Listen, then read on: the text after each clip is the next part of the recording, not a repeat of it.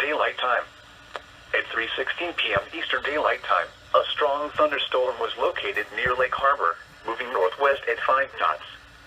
Hazard, wind gusts 34 knots or greater. Source, radar indicated. Impact, small craft could be damaged and briefly higher winds and suddenly higher waves.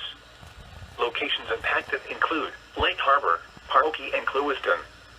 Thunderstorms can produce sudden waterspouts. Waterspouts can easily overturn boats and create locally hazardous seas.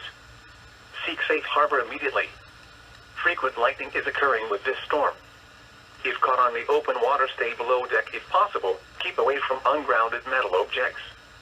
Report severe weather to the Coast Guard or the National Weather Service.